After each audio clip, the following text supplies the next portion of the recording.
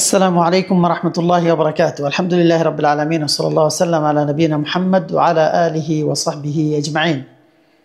সম্মানিত দিন দরদি ভাই বোনেরা, আজকে আমাদের সংক্ষিপ্ত আলোচ্য বিষয় হচ্ছে মিনাশ শিরকি আন ইস্তাগীথা বিগাইরিল্লাহ। আল্লাহ ব্যতীত অন্য কারো কাছে বিচারে উদ্ধার চাওয়া, সাহায্য কামনা করা শিরকের অন্তর্ভুক্ত।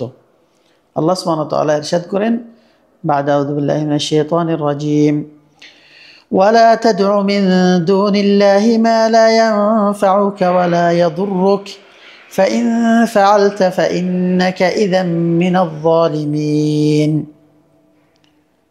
আল্লাহ সুবহানাহু ওয়া তাআলা ইরশাদ করেন, এবং তুমি আল্লাহ ব্যতীত যে কেউ কল্যাণ সাধন করতে পারে না, তোমার অকল্যাণও করতে পারে না, তাকে ডেকো না। যদি তুমি তা করো নিশ্চয়ই তুমি জালিমদের অন্তর্ভুক্ত হয়ে যাবে। যদিও আয়াতে আল্লাহ সুবহানাহু ওয়া তাআলা তার নবী মুহাম্মদ সাল্লাল্লাহু আলাইহি সাল্লামকে ইঙ্গিত করে বলছেন যে আল্লাহ ব্যতীত কাউকে ডেকো না, যে নাকি অক্ষম, তোমার কোনো কল্যাণে আসে না, অকল্যাণও করতে পারে না। যদি তা করো তাহলে তুমি জালিমদের অন্তর্ভুক্ত হয়ে যাবে। এই আয়াতের মর্মার্থ আল্লাহ সুবহানাহু ওয়া তাআলা নিষিদ্ধ করছেন যে তিনি ব্যতীত কাউকে ডাকা যাবে না, বিপদে কারো নিকটে সাহায্য চাওয়া যাবে না। সৃষ্টি দুর্বল, অক্ষম, তিনি একমাত্র সক্ষম, অতএব তার কাছেই চাইতে হবে, এটাই ফরজ। আর যদি কেউ আল্লাহকে বাদ দিয়ে অন্য অক্ষমের নিকটে কিছু চায় তাহলে সে মুশরিক হয়ে যাবে, তার পরিণতি হবে সে জালিম, খুবই অত্যাচারী। যেটা আমরা বুঝতে পারি আয়াত থেকে, প্রথমত আল্লাহ সুবহানাহু ওয়া তাআলাকে বাদ দিয়ে অন্য কারো কাছে দোয়া করা, প্রার্থনা করা, কিছু সাহায্য চাওয়া শিরকের অন্তর্ভুক্ত। দ্বিতীয়ত, যে ব্যক্তি তা করবে সে জালিমদের অন্তর্ভুক্ত হবে। আর সে যদি মুসলমানও হয় কিন্তু আল্লাহকে বাদ দিয়ে অন্য কারো কাছে সাহায্য চায়, আল্লাহ ব্যতীত অন্য কারো কাছে আর্তনাদ করে, বিপদে রক্ষার জন্য সাহায্য কামনা করে, তলব করে, তাহলে সে মুশরিক হয়ে যাবে। আর যারা মুসলমান নয় তাদের ব্যাপারে তো কোনো সন্দেহ নেই। 3 নম্বর যে বিষয় সেটা হচ্ছে মুশরিকদের যে মাবুদগুলো রয়েছে বা যেই সমস্ত উপাসনার উপাস্য তারা করে, তারা অক্ষম। এই আয়াতে আল্লাহ সুবহানাহু ওয়া তাআলা সেটাই সাব্যস্ত করছেন এবং তাদের ইবাদত বাতিল, তাদের ইবাদত বাতিল।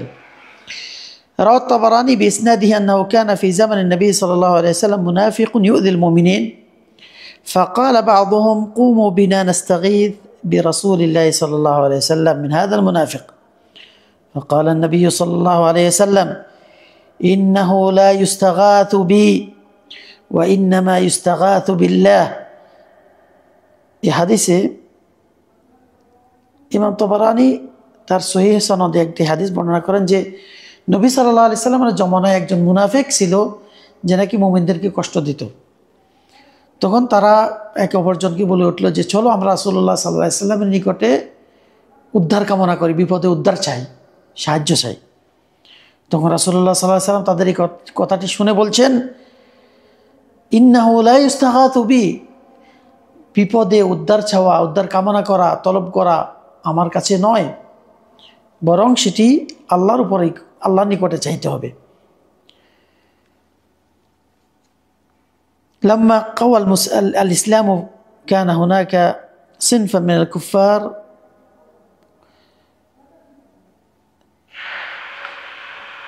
لأمر الدخول في الإسلام ظاهرا والبقاء على الكفر باطنا।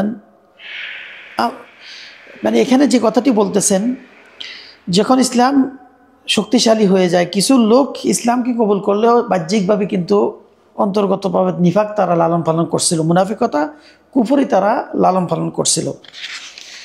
তো এদের সম্পর্কে যে কথাটি আসলো, তাদের এই সমস্ত লোকদের পক্ষ থেকে মুখ দিয়ে এমন কিছু কথা এবং তাদের দ্বারা এমন কিছু কর্ম সংগঠিত হতো যে কর্মকাণ্ডগুলো দ্বারা মুসলমানরা কষ্ট পেত।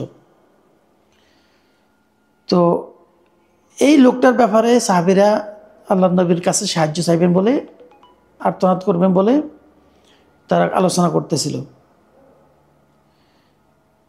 তো এটাতে রাসূলুল্লাহ সাল্লাল্লাহু আলাইহি সাল্লাম বললেন, এটা কখনো আমার কাছে বিপদে উদ্ধার চাওয়া বৈধ হবে না, সাহায্য চাওয়া বৈধ হবে না, বরং চাইতে হবে একমাত্র আল্লাহর কাছে।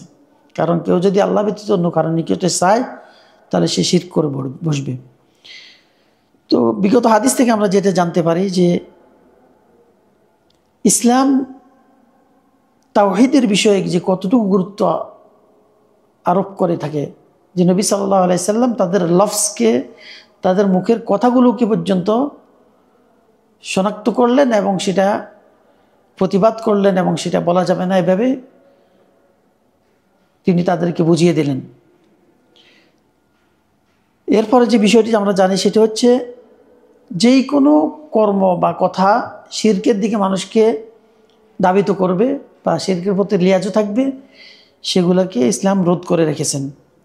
ইসলাম রোধ করে রেখেছে, সেগুলোকে প্রত্যাখ্যান করেছে ইসলাম।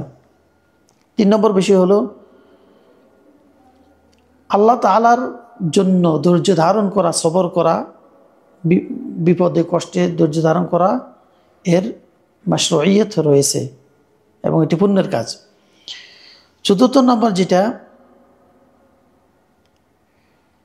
মুমিনদেরকে কষ্ট দেওয়া, যন্ত্রণা দেওয়া সেটা হারাম, আর এটি একমাত্র মুনাফিক দ্বারাই সম্ভব। মুসলমানদের দ্বারা এটা কখনো বাঞ্ছনীয় নয় যে মুমিনদেরকে কষ্ট দিবে।